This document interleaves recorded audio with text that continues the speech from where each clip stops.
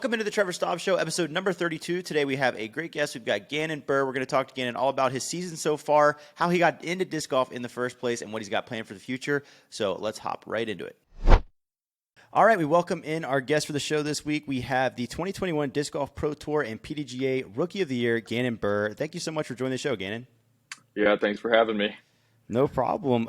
So first thing I want to do to kind of start today, most disc golf fans know who you are by now, certainly. You've been a staple on tour, certainly this season and the last, really. But not everyone knows kind of the cool story of, how you found disc golf in the first place. So kind of start by just telling that story to catch everybody up. Yep. So I was originally born in Virginia, and then I moved to Iowa when I was like 4 years old. And then I was living up north with my grandparents in northern Iowa. And my mom got a new job, so we got our own house in Des Moines, Iowa, a little bit further south. And I guess I just had nothing to do. I found Brody Smith's trick shot videos on YouTube, and I had a basketball hoop in my backyard and I wanted to replicate those shots. So I went to the store to buy an ultimate frisbee, and I bought a champion Firebird by accident, and then kind of just got hooked from there. I did go back to the ultimate frisbee once I actually found out what it was. Okay. But then eventually stuck with disc golf because it was more fun. So I've heard this story, a few times, and the part that always gets me is I understand the mistake kind of accidentally grabbing a disc golf disc, but what was it when you walked into the store, what was it that led you to picking a Firebird up and thinking that was the correct thing to grab? Is it just it looked better, or what was it? I thought the Firebird sounded cool, so I was like, oh, that sounds so sick, and I grabbed it, and obviously it's so overstable, and I was like, yo, who's this Ken Klimo guy? He's so good. I always called him Ken Klimo as a kid, and then obviously that stamp hasn't changed since then, so it's always cool to see a champion Firebird. Yeah, my first one was a greenish yellowish color, so anytime I see one of those, it's kind of good memories, and it's really cool to see kind of how I started disc golf. Do you still have the original Firebird? Do you still have it? No, I think it's still to this day in the tree. I chucked it in, or no, my dad chucked it in. He came over to my house and we were just chucking it in the backyard, and there's this massive evergreen tree, probably 40 feet tall, and it's one of the thickest evergreen trees I've ever seen. And he did a massive forehand and just went straight into the top of it, and never came down. Dang. I bet if I asked the neighbors, I bet they have it. I mean, it might be a piece of disc golf history at this point. Yeah, but I only live 10 minutes from them now, so all right, you probably might need a retrieval. Yeah, yeah. I think it's just so funny hearing that story and picturing your first throw at that, you're expecting it to glide and it just immediately dumps left on you. Yeah, how I think I was forehand only or tomahawk only, hammer only. It was weird. I was going to say, because after that first throw, how long did it take you to arrive at oh, this is disc golf, not oh, I should probably just get rid of this thing, it's trash? I don't even know. I don't even know when I found out it was disc golf. I think it just happened over time. I wish I knew exactly when. I think just with the ultimate frisbee stuff, when I was looking that up on YouTube, the 2013 European Open came up. I think that was my first video I watched with Will Schustrick, Jeremy Colling, Dave Felberg, and Paul McBeth, obviously. And Paul ended up winning that one. And I don't know. I guess I just kept looking up disc golf videos, and but I'm not sure exactly when I found out it was disc golf. Yeah, so, when you first started, once you did kind of find out about disc golf and started getting into it, what was it about the sport? Because, there's a lot of different draws to disc golf, especially, you were kind of part of the community that found it through YouTube a lot of the ways. I was kind of that way too, where everything I learned from disc golf was YouTube. But, there's the draw of obviously the sport itself, but then also the collectability of the discs is a huge draw for people, and, getting that going. What was it about disc golf for you that kind of hooked you in, really got you going? I don't know. I've always liked throwing something and seeing how far I can get it to go, and that was by far the farthest thing I could get to throw. I always played baseball, but even a disc thrown bad, I feel you can go further. It was cool to see it shape shots, just obviously making it in the basket. I had this 500-foot wide open field in my backyard. I played from sunrise till sunset every day. It was and I always like wanted to fit in playing basketball, football, and obviously those didn't work out. I played baseball and basketball for a while until I just gave that up for disc golf. Um, but I hated always like having a person on my team doing like a dumb mistake and then, Okay. like losing and it wasn't my fault. Yeah. So I know in disc golf it's majority of the time your fault unless it's like a crappy break, but it's pretty much every time your fault if you play bad. And it was cool to watch myself improve and just keep throwing it further. Yeah, definitely. So you obviously kind of carried that momentum on. You began competing and had a really successful junior career. At what point, though, did you realize that becoming a touring professional was like a real path for your future? Um, Probably at Waco in 2021 when I made Oh, lead wow. card. That I was it. was Okay.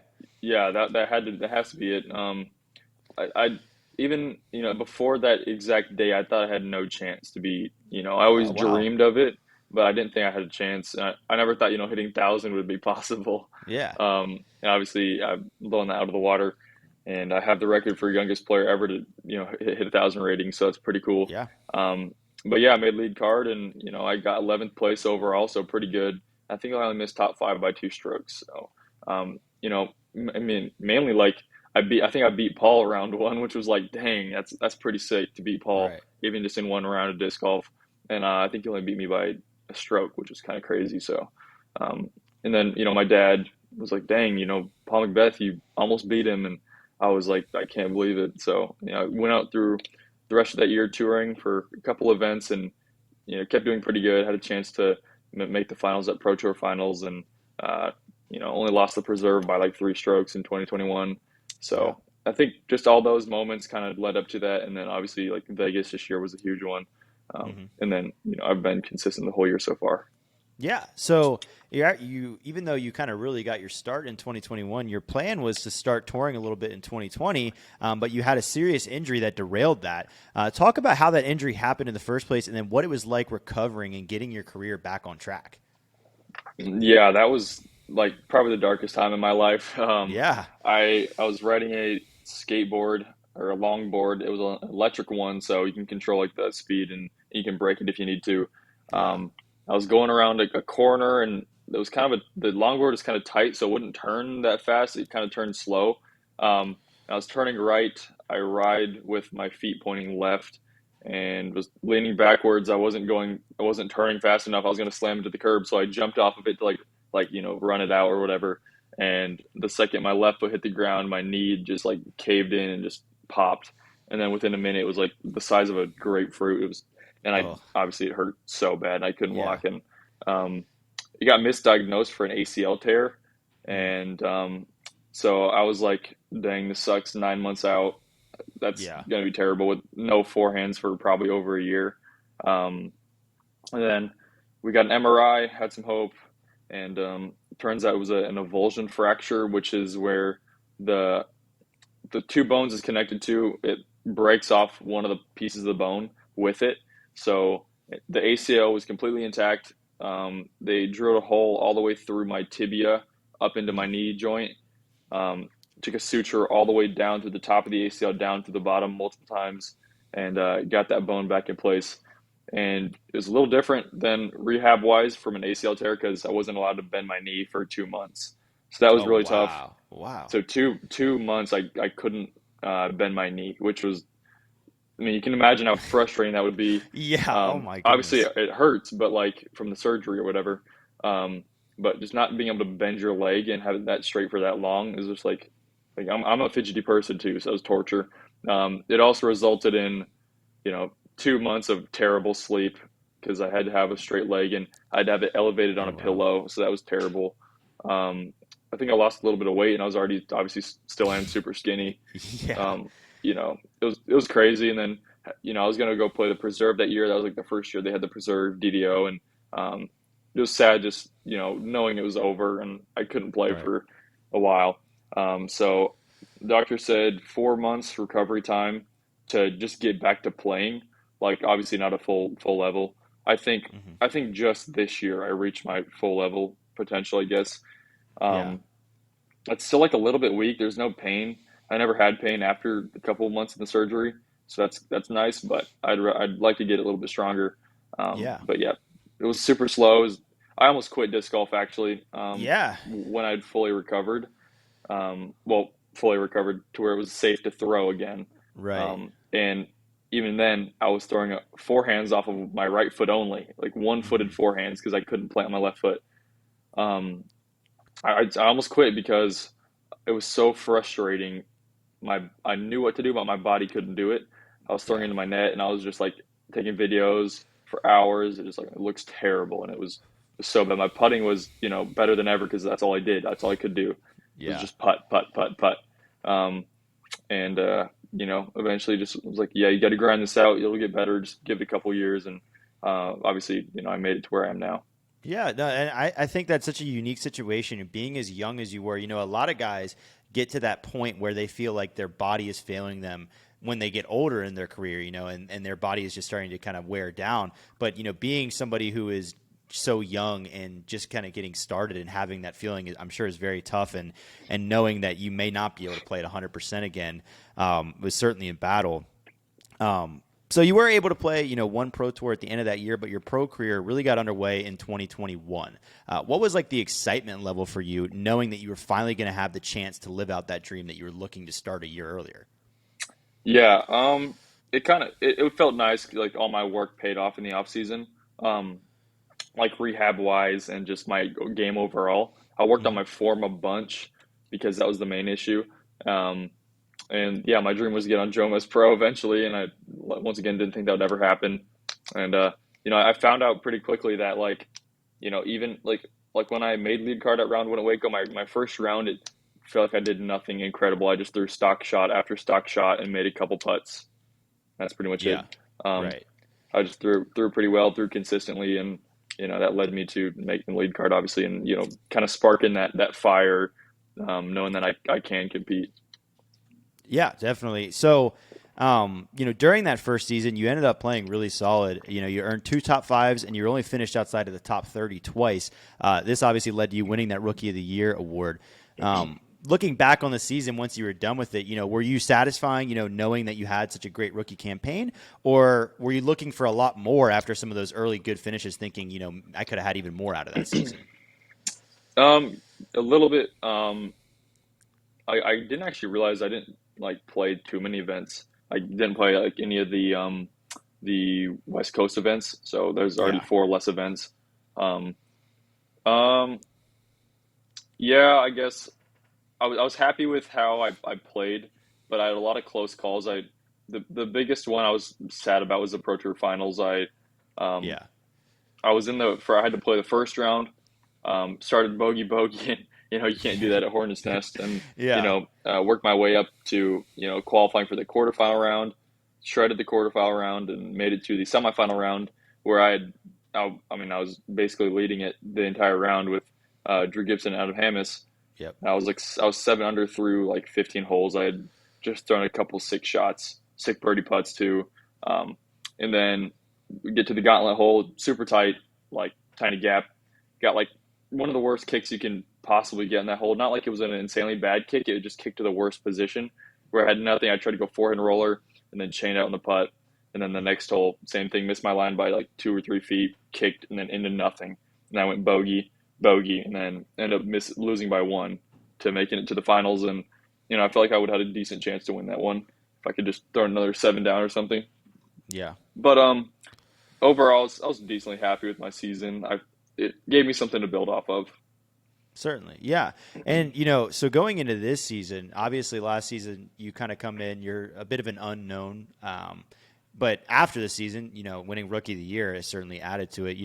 Going into this season now, you're on people's radar now. People are kind of already starting to pick you out as like one of the young talents. People know your name; they expect bigger things. Did you feel that extra pressure as you were heading into the beginning of this season, knowing that it was going to feel a little bit different? None, no extra pressure. I just want to just play good. That's pretty much it. Yeah. I don't, Okay. I don't, I don't ever feel pressure for an event ever. Okay. The only time I feel pressure is on like a certain shot. Yeah. Yeah. Like if Yeah. it's like a big putt or a big throw, or I'm playing a casual round with buddies and I Right. talk trash before I throw, and then I always just shank it.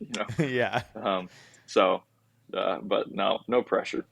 Yeah. So going into that season, you started the season with a bang. You nearly won in Vegas. It was a crazy playoff with you and Drew. Talk about just how tough it was to move on from that loss, knowing you were so close to getting that Elite Series win, and how that experience has kind of shaped the rest of your season going forward. Yeah, I'm still really angry about it, and like people saying like, oh, I choked, I didn't play good the final round, like I shot like a 1060 and I still lost. Yeah, yeah, Um, and it just knowing that if I threw it a foot lower, like three or less rotations, anything like just anything inside 20 feet in bounds, I was going to win. yeah. And I still don't have a win to this day. I was hoping I would, and after Vegas, I really felt like I would. Including Vegas, I probably had five, 4, 5, 6 Elite Series events where I've had a chance to win. I Hmm. just haven't been able to pull it through. Idlewild, I was only three back going into the final round. Ledgestone, I was tied for lead after 7 holes in the final round, and then just threw OB by like a foot, and like six of the next 8 holes. Um, you know, GMC played not great first round, and then had so many opportunities the final round and wasn't able to close it out. Ended up losing by 5 with a bunch of mistakes. Just overall, just not starting rounds good.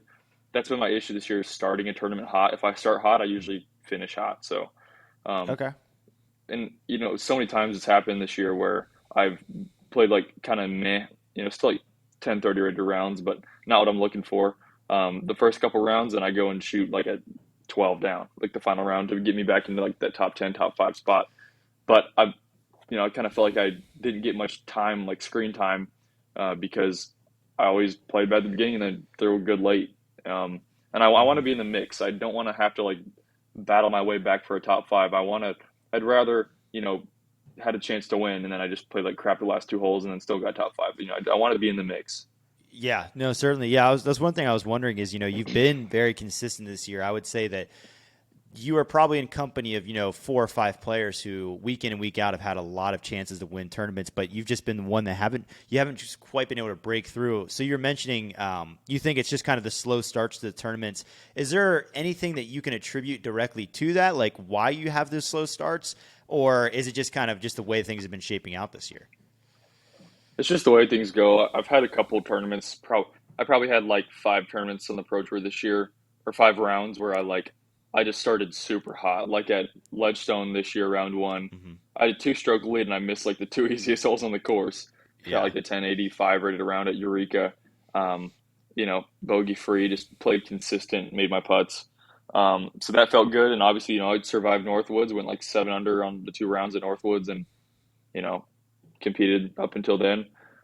Um, yeah, it's like the slow starts. I feel like I guess the only pressure I'd feel is like I feel like I have to play scramble golf where if I just miss like a couple easy birdies, I'm like crap, I'm already down.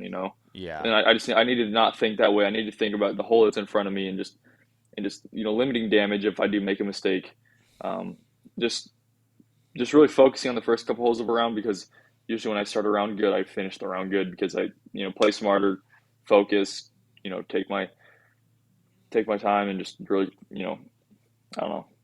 Yeah, no, absolutely. That makes a lot of sense. So, in May you were able to win your first Pro Tour event. It was obviously a Silver Series at the Masters Cup. However, the field was, quite strong. There were some players missing, but it was one of the stronger Silver Series fields.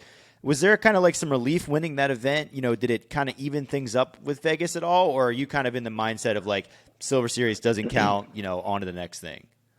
Yeah, it was a little bit of like a punch in the face. Like, crap, why'd I have to win a stupid Silver Series? Okay. Yeah, I want to win an Elite Series, especially because it was an NT last year and we had Yeah. probably like three maybe of the top players missing. But I mean, Paul was still there, James Conrad. We had a bunch of really good players there, and Yeah. I averaged like 1060 like 8 or something like or 1065 or something like that, which is just one of the higher event ratings this year, behind I think um, Paul and Isaac at European Open in Idlewild. Hmm. So it felt like I deserved a win with the way I played, like a big win. Obviously, just the title is all that changes my mind about that. It felt like a big win, but just having the title of Silver Series, it just kind of means nothing these days. Yeah. Yeah, I always find it interesting. Like some pros, the Silver Series means a big deal to them, and then others I talked to Joel Freeman last week, and he was kind of like, "Yeah, I won the Silver Series at Butler County, but who cares? Like, that's not really what this is about. I want to win, Yeah. the big one." So one thing I wanted to talk to you about, being, so young and already very successful on tour, people have very much thrown the young talent, rising star label on you. Do you think there's kind of an extra pressure at all to get better quick because of that label? I just think it's interesting in disc golf how, a player like you comes along. It reminds me a lot of when Eagle was coming up, where, you're already an established player who is able to win on tour, is in the mix week in and week out, but people kind of throw that like rising star label on you as if like your ceiling is 1,000 feet higher, but just because you're young, you're just a rising star, you're the young talent. Do you feel like, you kind of get that label incorrectly and people maybe, write you off as a serious player sometimes, just kind of calling you more of a prospect or, the rising star type of player? A little bit. Sometimes I feel like, these 5 or 6 times I've been in contention to possibly win an Elite Series event, and I don't play my greatest round. None of it's like pressure, none of it's like choking. It's just a bad like it's just a not great round. Yeah. Um, you know, I don't feel any more nerves really the final round than I do the first round. Sometimes it's more the first round. Um, Yeah. and like the whole like rising star thing, um, it's a little bit like annoying because I feel like I mean playing consistent the entire season and being in the mix almost the whole year was is enough to like kind of show that I'm not. I mean, I am a rising star, but it's more about like I'm just one of those players that's always kind of trying to compete for the win. Yeah. Um, Kind of always up there, I guess. But you know, it's whatever. Yeah, no, definitely. I think that label just gets thrown around a lot, and sometimes they're just like, oh, he's 17, so like that's it is what it is. But a lot of people forget like, well, yeah, he may be 17, but he's still competing with all the best players on tour and playing at the same level, if not better than a lot of them. So one thing I wanted to talk to you a little bit about is, aside from playing on tour, there's a lot more to the touring life, because being on the road constantly as a 17-year-old is not a typical life, for a 17-year-old. One of the difficulties of being your age touring is having to finish school. I just kind of want to know, like, what is your strategy with schoolwork on tour, and does it feel weird competing for thousands of dollars in front of thousands of people and then having to do homework afterwards? Yeah, I don't like school. It's like Yeah. it's frustrating. I have to focus. I have to try to focus on disc golf and then go home and scramble out like work. It's not fun at all. My strategy right now, I've tried like bringing my computer to do work and it just doesn't work. It feels like I never have time and I just want to have fun and relax when I'm on these tournaments. That way I play my best golf. So usually Yeah. I'll go on like a week stretch of not doing any homework and then I'll go and grind it out just to try to get a decent grade. Um, Yeah. but I'm excited to finish. I'll get done in January, so I'll have the entire 2023 season stress free. Nice. I was going to say, like, is that graduation going to feel like the world has been lifted off your shoulders? Like, do you feel like you're just going Yeah. to get so much better at disc golf just having that off your plate? Uh, Maybe who knows? I feel like I won't get like a ton better. I guess I don't know. Yeah, already. I feel like it doesn't affect my play at all. Okay. It's just something that's in the back of my head that's annoying. After the Yeah. tournament, I'm just like, crap, I hate this. Yeah. And I've always never liked school. It just Yeah. feels pointless sometimes. But yeah, it'll be really fun just to not have to worry about that. I can go from event to event instead of event back home, a Right. little more. So that'll be definitely fun, and I can't wait for 2023. Yeah, sounds good.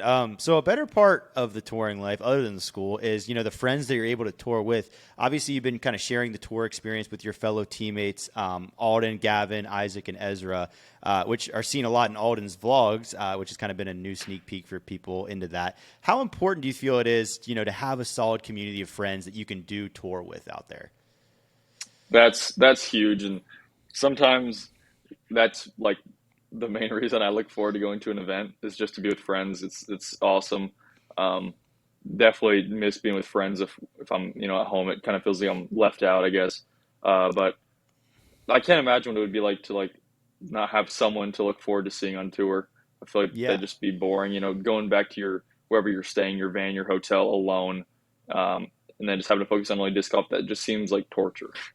Yeah, no, I agree. Um, I will say I did take Gavin as my one of my dark horse picks this week on the podcast, so you have to tell him he has to play his heart out. Okay. Usually That's when gonna be usually when you put Gavin under pressure, he performs pretty good. okay. He's uh I'm he's doing pretty good. He got top five at Champions Cup and then just got 12th at Worlds. So yeah, you put him in I'm a really major and he'll counting he'll on do him. pretty good. I'm really Yeah. counting on him, so Okay. I need that. Okay. Um, One other thing I was kind of curious about, so within your disc golf play style, a lot of people talk about like the ideal build for disc golf. Some people there's certainly some disc golfers who are more short and stocky and almost look like they can muscle the disc out there. But then you kind of have your build, which is more tall and lanky, um, almost that rubber band effect, like Shoestrick had, like Eagle has. Do you think you kind of have the ideal build for disc golf? Because one thing I noticed, like when watching a player like you, it seems like when you're throwing for distance, it looks like you're about to throw the disc 250 feet and then it goes 500. Whereas, like you see some guys, I would even use Paul as an example, who throws very far. It's more of like an explosive, like has to put his body into it. And there's a size difference there, but even players like Drew, who are a little bit bigger guys, what do you think you have like the ideal build? Yeah, I think it's a little bit of an advantage. I feel like sometimes maybe it hurts on maybe like shorter shots just because the levers are longer, so it's really hard to power down. That's a good Um, point. Yeah. I feel like it would hurt putting, but obviously my stats don't say so. I You get guess. closer to the basket with the long arms. That's what I've always said. Yeah. So Okay. that I helps. believe I believe it. But yeah, I think it having that tall build helps. It's we've seen it in a lot of a lot of the better players like Eagle, even James Conrad, Simons, 6'2", 6'3".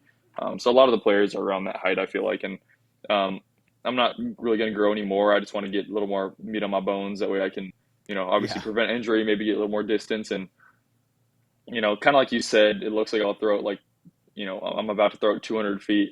Alden always tells me like, yo, why are you throwing it in slow mo?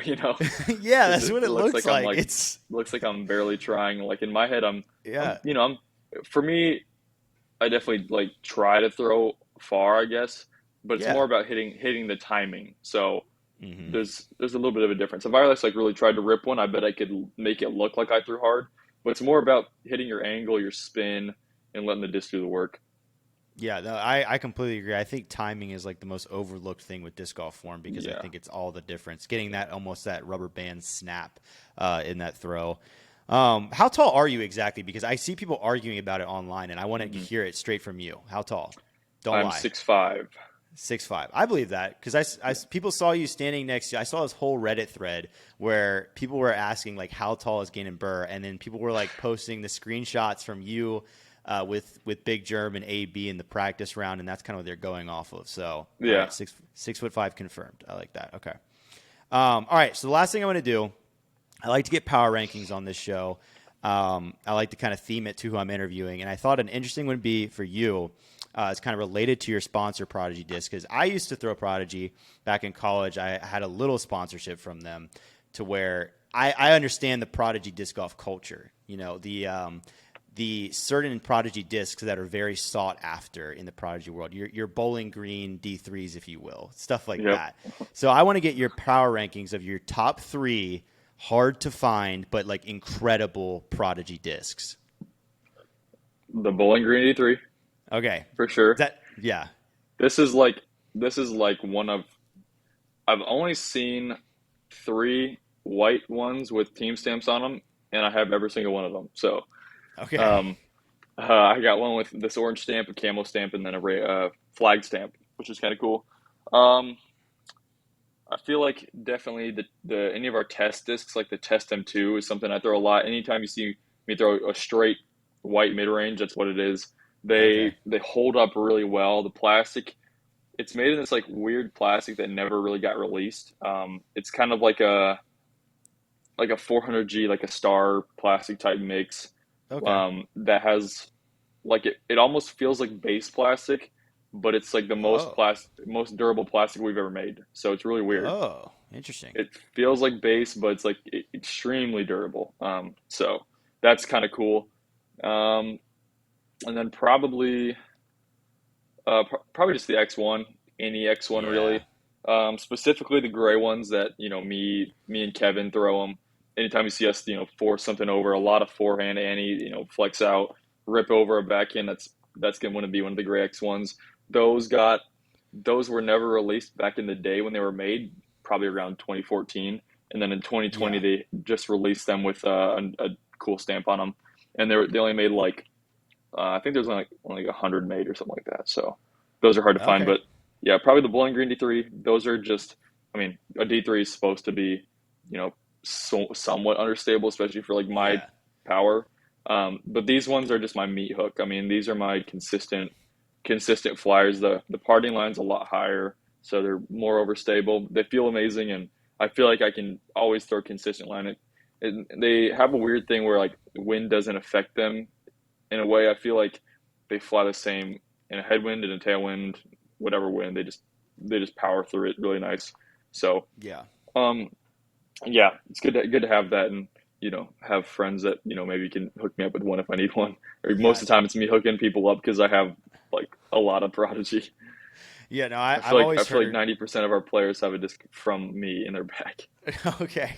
Yeah, I've always heard, Prodigy has that there's all that those cool rare discs within that market, and I've always heard the Bowling Green D3. I used to have old D3s in my bag, like the stable ones, from back in the day, but I never had any of the Bowling Greens. I always wanted one. The only other one that I always sought after was Dickerson used to always talk about this specific M3 that he had. It was either an M3 or an M2.